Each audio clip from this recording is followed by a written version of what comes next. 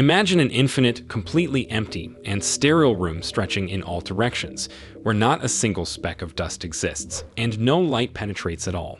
Now let's introduce a flashlight into this hypothetical space. Fantastic. However, there is one aspect that needs clarification. In reality, the scenario would be as follows. If we were observing the aforementioned room, even with the flashlight switched on from a side angle, neither the flashlight itself nor the light beam it emits would be visible. Paradoxically, light is invisible, and invisibility is one of its most fundamental characteristics. We only perceive light when it enters our eyes. We cannot see light that simply passes by, reflecting off nothing. If there were a second light source, we could see the flashlight, but still not the light it emits. Even light rays from the most intense sources we can generate pass through each other as if nothing obstructs their path. This is a crucial point to remember. Now, let's visualize the flashlight shining directly into our eyes, and we gradually move away from it. The illuminated area will appear smaller and smaller until it eventually becomes a mere point. As we continue moving away, it will grow dimmer and dimmer. When the distance between your eyes and the flashlight reaches 10,000 kilometers, the faint point will completely vanish. However, this is in reference to the human eye. A frog's eye is several times more sensitive than a human's, leading to a vastly different and intriguing outcome. If the observer were a frog moving away from the electric flashlight, it would never lose sight of it entirely. Instead, the frog would witness an intriguing phenomenon. The frog would see the flashlight begin to blink at irregular intervals as the distance increases. These intervals would grow longer with greater distance. Even at a distance of 100 million kilometers, the frog would still observe a single flash of light each day, and every flash would appear as bright as any other throughout eternity. This flickering phenomenon demonstrates that there is a limit to how much light can uniformly stretch. Each flash the frog observes is caused by a photon affecting its eye's retina. While the photons themselves do not weaken as the frog moves away from the flashlight, the light beam appears to weaken due to the increasing distance between the photons. When the frog sees nothing, it's not because the light entering its eyes is too weak. Rather, there is no light entering its eyes at all. This property of light appearing in discrete pieces is known as quantization. A single piece of light, a photon, is referred to as a quantum. Quantum theory earned its name from this property, as it applies to all measurable physical quantities. In physics, continuous and infinitely divisible quantities do not exist. Everything that surrounds us and appears continuous is, in fact, discrete at its fundamental level. The foundation of this video is the book The Fabric of Reality by British theoretical physicist David Deutsch. In this work, Deutsch shares his profound insights on the nature of the universe. His ideas are sometimes intricate, possibly due to his background as a scientist rather than a writer. To present these concepts more comprehensively and accessibly, I've directly quoted from the book, rephrased certain parts, included additional examples, and referenced alternative sources. Deutsch is a scientific rebel, and his book has significantly impacted the scientific community. However, this video is not solely about that. It primarily focuses on why we almost certainly live in a multiverse. Terms like multiverse, parallel realities, and alternative worlds have become commonplace in our everyday language. People often use these phrases when discussing improbable events, like jokingly saying, "In one of the parallel universes, I am a billionaire." Yet, the concept of a multiverse is not taken seriously by most individuals, and many are unaware of its significance in physics. However, the multiverse is a concept described in various physical theories, many of which have their justifications. In this video, we will explore the many worlds interpretation of quantum mechanics, a direct and relatively straightforward consequence of the multiverse concept, offering us a fresh perspective on reality. This perspective emerged as scientists delved into the laws of quantum mechanics, attempting to explain their findings. The process led to frustration, to the extent that discussing anything beyond the equations is often frowned upon among quantum theory specialists. Yet David Deutsch rejects this instrumental approach to physical theory, and I wholeheartedly agree with him. Understanding, not just predicting and using, is crucial in comprehending the full scope of scientific phenomena. Quantum mechanics stands as the most tested and successful theory in the history of science, underpinning the theoretical basis of semiconductor electronics and countless other technologies. However, despite its practical successes, we still lack a complete understanding of its essence. While Einstein's general theory of relativity describes the curvature of spacetime, the true meaning of quantum mechanics remains elusive. All we have are interpretations, leading to ongoing debates about which one holds the most truth. So, let's delve into the mysterious happenings at the quantum level. I'm sure you've come across the famous double-slit experiment with electrons multiple times. If not, let me briefly explain. Feynman once said that all of quantum mechanics could be derived from carefully considering the implications of this single experiment. So, let's take a foil with two small slits placed 1.5 millimeters apart and put a screen behind it. Next, we'll use a regular laser to shine light through the slits in the foil. If light traveled in straight lines, we would expect to see two bright bands with sharp edges on the screen, located 1.5 millimeters apart. However, reality surprises us with multiple bright and dark bands without clear edges. This phenomenon is quite unusual.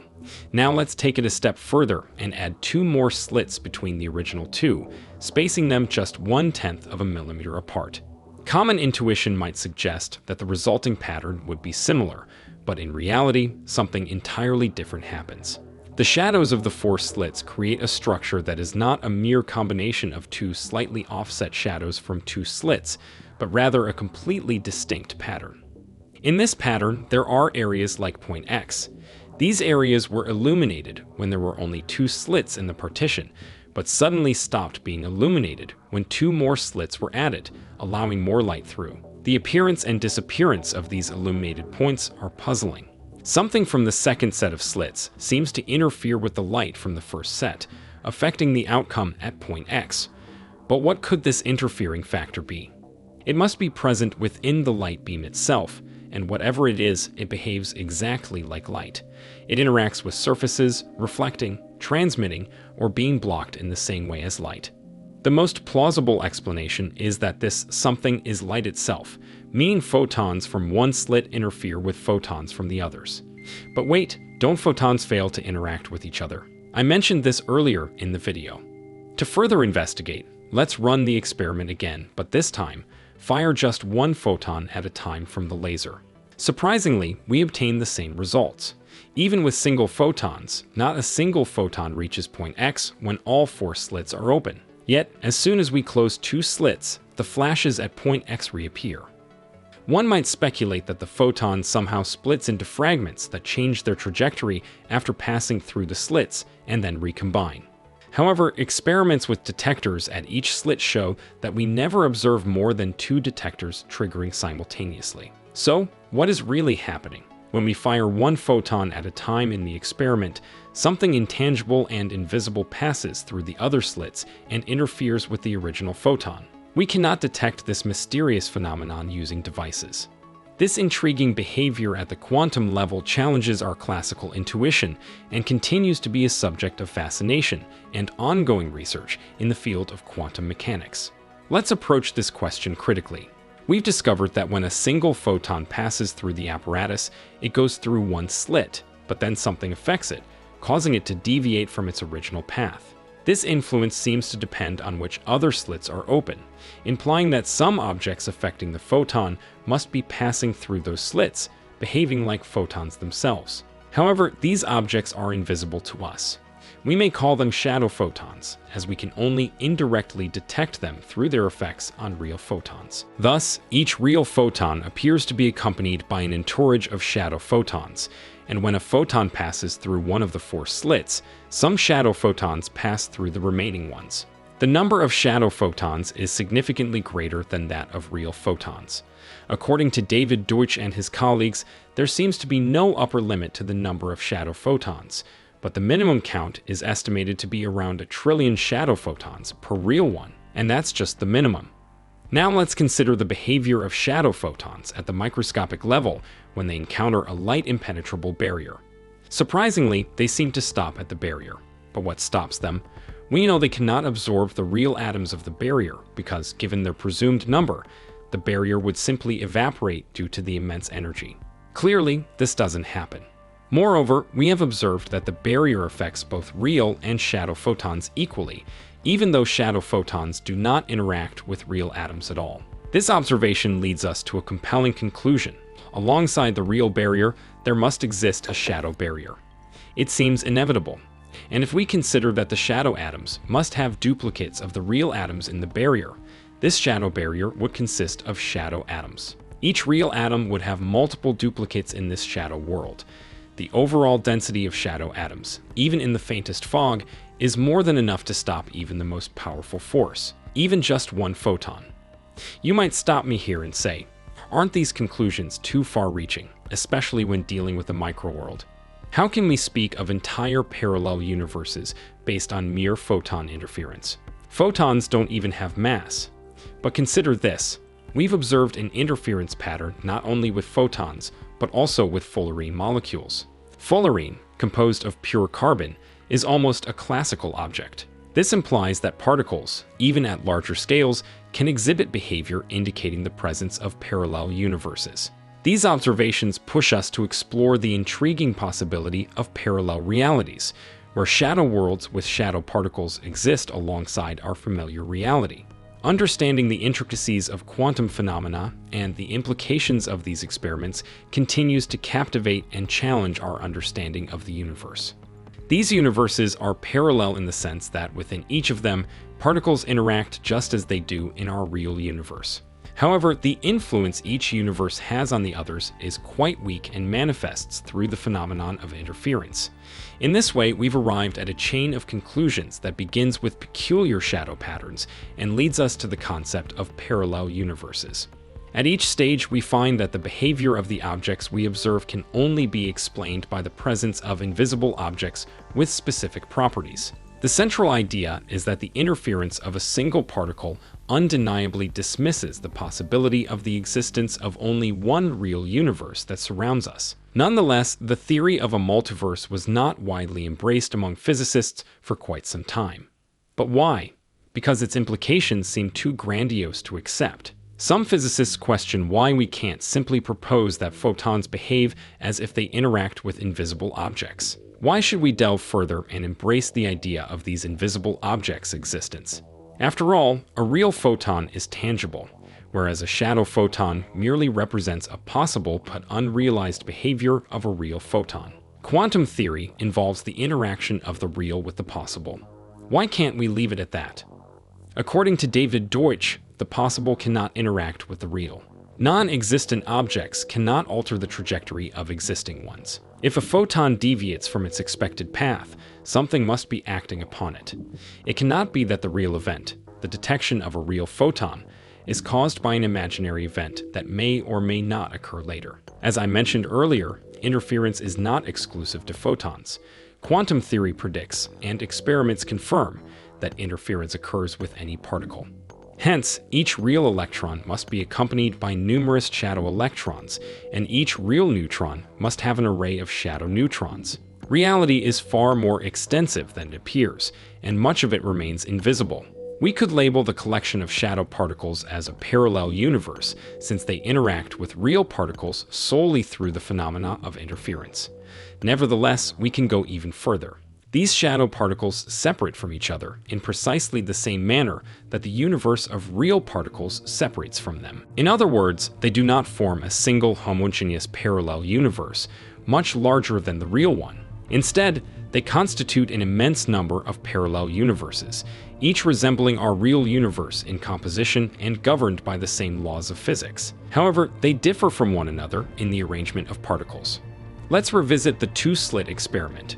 What happens when we place detectors near each slit and attempt to catch the split photon as it passes through both slits? In this case, the quantum will always be detected coming out of only one slit and never both.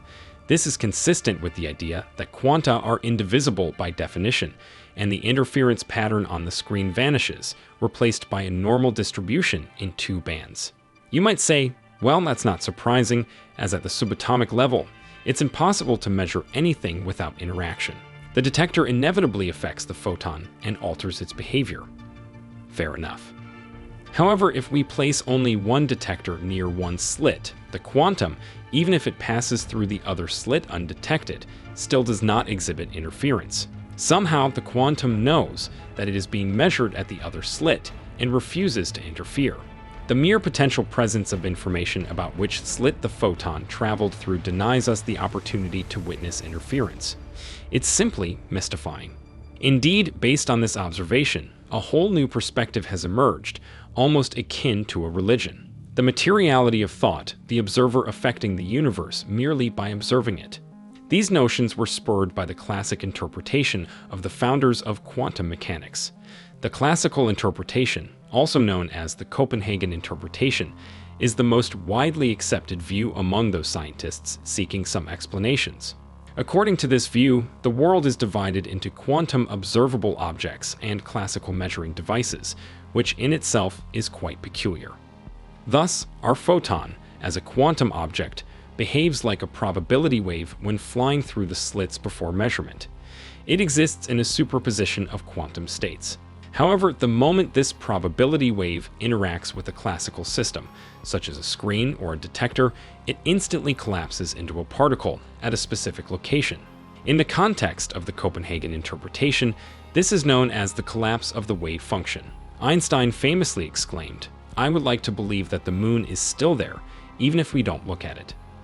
Countless variations of the two-slit experiment have been conducted in an attempt to restore common sense, but all in vain. All of this, at the very least, sounds perplexing within the framework of the Copenhagen interpretation. Despite being the most popular viewpoint, David Deutsch believes that no scientist has genuinely believed in it for a long time. In 1957, American physicist Hugh Everett was the first to clearly realize that quantum theory describes a multiverse. While his ideas were initially overlooked, many specialists now agree that the many worlds interpretation resolves almost all the perplexities of the subatomic world. So, what does Hugh Everett's many worlds interpretation actually tell us? It argues that upon observation, interference doesn't disappear. Moreover, the phrase "observation destroys interference" is quite misleading for three reasons. Firstly, it implies a psychogenetic influence of a conscious observer on fundamental physical phenomena, which unfortunately doesn't exist. Secondly, interference isn't truly destroyed. It becomes much harder to detect because it requires precise management of the behavior of many more particles. Thirdly, not only direct observation but any photon interaction with its environment that depends on the chosen path can lead to similar effects. Now let's address the main question. Am I truly a billionaire in some parallel universe? Firstly, we need to define what I means. A coarse analogy can be drawn with identical twins. Genetically, they are identical. Once they were one zygote. But can you say now that your twin is you? Over time, differences between you and your twin will increase. Secondly, the exact number of universes remains unknown. If there isn't an infinite number of universes, then some events may be so improbable that they don't exist in the multiverse. However, if there are an infinite number of universes, the multiverse, then everything that can happen does happen, provided it doesn't contradict the laws of physics. This includes a universe where the sun randomly explodes due to all its atoms moving towards the center. Of course, such an event lies on an infinitesimally thin branch of probability in the multiverse, but that branch exists. To be clear, there is an infinite number of universes where the sun has exploded, but this infinity is incomparably thinner than the infinity of universes where the sun remains intact. Despite both types of universes being infinite in number, the densities of these infinities differ. Contrary to the Copenhagen interpretation, the many worlds interpretation asserts that the entire world is quantum, which is far more consistent than the Copenhagen quantum classical world. There is no mystical observer who collapses the wave function in the many worlds interpretation. Instead, there is a constant splitting process called decoherence. In the two-slit experiment, photons pass through the slits in all possible ways simultaneously. When we measure a photon, we become entangled with it, and our reality splits into all versions of ourselves. Thus, having measured the photon in all possible states, we spread across the probability branches in the multiverse. You might ask, does measurement really exist? How does the universe understand that a photon will be measured and it's time to split? This is where the laws of entropy come into play. Entropy measures the irreversible scattering of energy. Any interaction that is irreversible can be considered a measurement, and an observer doesn't necessarily have to be intelligent for this to happen. So the moon truly exists, even when no one is looking at it, because it is a massive macrosystem where irreversible interactions continuously occur. When an observer measures a quantum system in superposition, they become entangled with it and split into all possible versions of themselves. Consequently, they are then in superposition for another outside observer, who observes the first observer, becomes entangled with them, and also splits into all possible versions of themselves, and so on, until the entire universe is involved. This entanglement is what we call decoherence. What we perceive as the collapse of the wave function is merely our inability to disentangle the object from the environment with which it has become entangled. A solid body is made up of atoms, which consist of electrically charged particles. Under classical laws of motion, any combination of charged particles would be unstable due to classical chaos. Positively and negatively charged particles would be torn from their places and collide with each other. However, strong quantum interference between different trajectories of charged particle movement in parallel universes prevents such disasters and makes the existence of solid matter possible. But even if we can cause interference with molecules, why can't we do the same with the moon? The main challenge is complexity.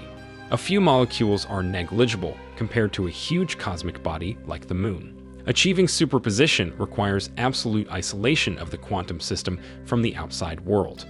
The system must be shielded from any photon that could reflect from the moon's surface, as even one photon interaction would lead to the collapse of superposition. In addition to isolation, cooling the satellite to absolute 0 Kelvin is necessary to prevent it from emitting photons into the surrounding environment. Absorption of these photons by anything would be an irreversible interaction, disrupting superposition. Even if all these conditions are met, achieving superposition with the moon is practically impossible, as any passing atom affected by tidal forces would irreversibly measure it. Isolation of quantum systems from the outside world remains the main challenge in building quantum computers. Despite this, the absolute majority of specialists still believe that the creation of full-fledged quantum computers is only a matter of time. Quantum computers will solve tasks in a matter of minutes or seconds that would take conventional computers hundreds of billions of years to complete. Calculations will be carried out using the concept of parallel universes. While a conventional computer performs operations sequentially, a quantum computer executes all tasks in parallel through the phenomenon of superposition. For instance, it uses Shor's algorithm to factorize a 250-digit number. The number of interfering universes will be on the order of 10 to the power of 500, an astonishingly huge number. David Deutsch proposes attempting to explain the principles of Shor's algorithm without invoking parallel universes. I am not referring to predicting the results of Shor's algorithm, which can be achieved by solving several non-contradictory equations. I am seeking an explanation for how Shor's algorithm factors a number using approximately 10 to the power of 500 times more computational resources than those observable in our world. Where does this vast number come from? Across the entire visible universe, there are only about 10 to the power of 80 atoms, which is insignificant compared to 10 to the power of 500. Therefore, even if the visible universe represented all of physical reality, it would not come close to containing sufficient resources for factorizing such a large number. Quantum computers exist today, but their capabilities are still limited. To make them more efficient, it is necessary to increase their complexity, but as they become more complex, the problem of isolation becomes more acute. The rate at which a quantum system entangles with the outside world increases with complexity, making it nearly impossible for entities like the moon, Schrödinger's cat, or even a dust particle suspended in the air to remain in superposition for any measurable period of time. Have you ever stopped to ponder what time truly is? We all think we know, until someone asks us to explain it. Quantum theory, particularly the many worlds interpretation, introduces a new concept of time. From David Deutsch's perspective, our current understanding of time is contradictory and inconsistent. For millennia, we have perceived time as a flowing river, with the present moment, known as now, constantly moving toward the future. Or, alternatively, moments from the future rush past the present, becoming moments of the past. Upon reflection, these propositions may seem deeply paradoxical. The idea of a true, unique now, with everything else being either an open future or a past that has already happened, raises intriguing questions. As attentive observers of the surrounding reality, are we companions of this true now? Certainly, from the perspective of a particular observer, a specific moment does indeed stand out, and only this moment can be referred to as now. Similarly, the specific position of the observer in space designates here. However, despite space being three-dimensional and time being one-dimensional, objectively, no moment has a greater privilege to be called now than any others, just as no place in the universe has more privilege to be called here than others. David Deutsch writes that people understand that here exists subjectively, but they remain oblivious to the fact that now is also a subjective category. There is no objective now in nature, just as there is no objective here. The concept of the present is an illusion. Space-time is sometimes referred to as the block universe, where all physical reality, past, present, future, is represented once and for all, frozen in a four-dimensional block. Nothing moves relative to space-time. What we call moments are certain layers, or snapshots, of space-time. When the contents of these layers differ, we perceive it as change or movement in space. Adopting such a model, we notice that our consciousness exists at all moments when we are awake. Various snapshots or observers experience their present in some mysterious way. Each snapshot observer perceives their moment as now. However, objectively, there is no single present. According to this concept, we do not feel that time flows or passes. Instead, we perceive the difference between our current sensations and our current memories of past sensations, thanks to entropy.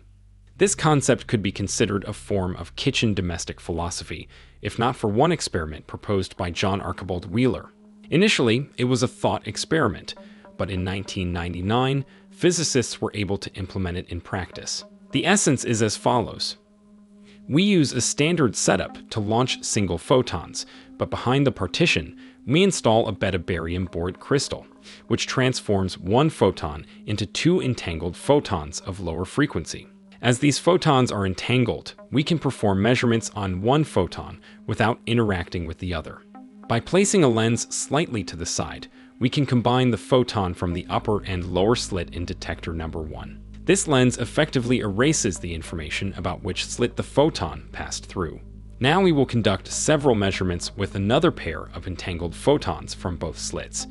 Each photon will hit its own beam splitter, positioned in such a way that the photon has a 50% chance of reflecting downward and a 50% chance of passing through. Photons that reflect are combined in a manner that prevents us from determining which slit the photon went through. This is known as a quantum eraser. Please note that detector number 2 can only detect photons from the upper slit, and detector number 3 can only detect photons from the lower slit. It might sound confusing, but bear with me, as the results will astound you. Here's what happens. When detector 2 registers a photon, detector 1, which registers its entangled twin, shows that it's a particle, not a wave, because we see two bands, a non-interference pattern. The same thing happens with detector 3. Nothing surprising, as detectors 2 and 3 register photons from specific slits. However, when detector 4 detects a photon, we now see an interference pattern, which occurs on both detector 4 and detector 1. Since we don't know which slit the photon went through, the interference does not disappear. So far, this is standard, right? Did you notice anything? One detail gives you chills. The path to detector 1 is much shorter than the path to detectors 2, 3, and 4. Therefore, the photon is always detected by detector 1 long before its entangled twin is detected by any other detectors. The most amazing thing is that an interference or two-band pattern forms on detector 1 even before the entangled photons reach the beam splitter. In other words, the photon seems to know in advance whether its entangled twin will reflect off the beam splitter or pass through. This result was repeatedly observed in subsequent experiments. It appears that the measurement of future photons affects their past state, a clear violation of cause and effect. Aren't you tired of the fact that according to our existing physics, causality is hypothetically violated in many places? Binary black holes, wormholes, the first moments of the Big Bang, and so on. We say, oh, a paradox, that's bad. Everyone gets upset, trying to somehow solve these paradoxes and coming up with all sorts of complicated principles of self-consistency. But first of all, who said that cause and effect links exist at all? And secondly, the many worlds interpretation effortlessly solves all these issues. In the block universe, nothing is changeable, and one part of spacetime cannot alter another any more than one part of a fixed three-dimensional object can alter another part of it. Let's simplify it even further. If we observe where one piece of a completely assembled mosaic is located and know the shape of all the pieces, knowing that they're correctly assembled, we can predict where all the remaining pieces are. However, this doesn't mean that the piece we are observing is the cause of all other pieces being where they are. Whether there's a cause and effect relationship depends on how the whole mosaic was assembled.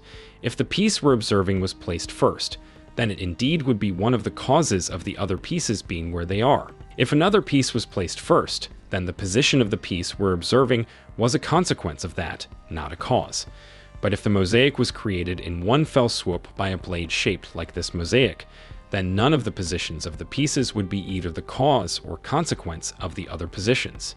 They wouldn't be assembled in some order, but would be created all at once in such a position that the rules of the mosaic would already be obeyed, making these positions mutually predictable. Nevertheless, none of them would become the cause of the others. Well, the determinism of physical laws about events in space-time is similar to the predictability of a properly assembled mosaic. But David Deutsch goes even further and says that physical reality is not just a block universe consisting of space-time, like a recorded film strip with a single, unchangeable plot. No, it's a much bigger and more diverse entity, a multiverse in which there are infinitely many plots. They run parallel, overlap each other, intersect, and branch off. However, if you imagine all the universes on a single timeline, then forget it. Because in the multiverse, other times are also merely special representatives of other universes. This understanding first emerged from early studies of quantum gravity in the 1960s, particularly from the work of Bryce Seligman DeWitt. But as far as it is known, it was formulated in general terms only in 1983 by Don Page and William Wouters. The snapshots, which we call other times in our universe, differ from other universes only from our perspective, and only in that the laws of physics particularly closely link them with our snapshot. Traditionally, we have related other times and other universes to absolutely different conceptual categories. Now we see that the differences are not necessarily so. Understand this. Time is specific instances of other universes, and such an explanation solves all the paradoxes with time. Instead of imagining how the multiverse unfolds in time, David Deutsch believes that it would be more logical to do everything the other way around. We should imagine how time unfolds in the multiverse. Other times are just specific instances of other universes. Some of these other universes, as described by David Deutsch, bear such a striking resemblance to ours that we interpret them as part of the history of our universe rather than separate entities. From our perspective, they seem to be located on our timeline. However, in reality, our timeline at every moment in time represents another universe. According to David Deutsch, this is precisely how the mechanism of time operates. If this is the case, it's no wonder why time is so ephemeral and elusive. Who knows how many universes you've traversed since the start of this video? Therefore, if we were ever to discover time travel into the past, it wouldn't lead to contradictions. Altering events in the past, like killing your grandfather, wouldn't create paradoxes because traveling into the past would involve journeying into other universes, completely different universes where a person with your genetic code was never born. In the delayed choice experiment, the future doesn't influence the past. Photons show interference or a two-band pattern, simply because all variants of the future already exist, just as all variants of the past do. All the information from the beginning to the end of time already exists in the multiverse. In this sense, the many worlds interpretation is inherently deterministic. From the beginning to the end of the universe, everything that could have happened has already happened. All possible scenarios are already written and exist on different probability branches, or if you prefer, sections of the multiverse. If, in addition to other versions of me in other universes, there are numerous completely identical copies of me, then which of these copies am I? Assuming that this question has a physical sense means implying the existence of some external reference system relative to which one can answer, I'm the third one from the left. But what could be left, and what does 3 mean? Such terminology makes sense only if you imagine that snapshots of me are arranged in different positions in some external space. However, there is no external space beyond the multiverse, just as there is no external time. All existing space and time exist within the multiverse. The multiverse simply exists, and physically, it is all that exists. So, if you have ever wondered what was before the Big Bang or what will happen after the Big Crunch, if such a thing happens, you can now relinquish that interest. The multiverse doesn't start or stop existing. Such terms imply a flow of time, which doesn't exist. Only the perception of the flow of time makes us wonder what was before or what will be after all reality. We exist in a multitude of variants in universes, called moments.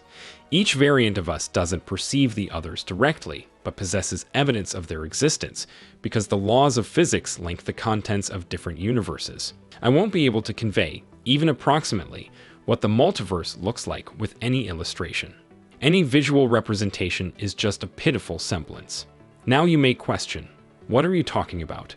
Does David Deutsch really propose creating an infinite number of new universes every moment just to explain the darn shadow pattern in the double-slit experiment? I reiterate, universes do not appear, they already exist. Paradoxically, the many worlds interpretation doesn't multiply entities. It requires nothing but mathematical apparatus. Many consider the many worlds interpretation not even an interpretation, but the most direct reading of quantum theory equations. When attempting to explain quantum mechanics in any other way, we find ourselves in more confusion. Therefore, from David Deutsch's perspective, the many worlds interpretation is the most compelling explanation for the structure of reality that we have. As we see, it answers many questions, including philosophical ones. It can explain why we perceive free will, while at the same time, that freedom has nothing to do with randomness, and that there are no contradictions here. The many worlds interpretation even closes the explanatory gap in Darwin's theory of evolution, responding to the question of how such complex adaptations could occur in such a short period of time. In a historical correspondence, the outstanding physicist DeWitt raised a whole series of detailed technical objections against Hugh Everett's many worlds theory, each of which Everett refuted. DeWitt concluded his argument informally, stating that he simply can't feel that he splits into numerous different copies every time he makes a decision. Everett's response echoed the dispute between Galileo and the Inquisition. He asked, "Do you feel that the Earth is spinning?" DeWitt admitted his defeat. Thank you for watching.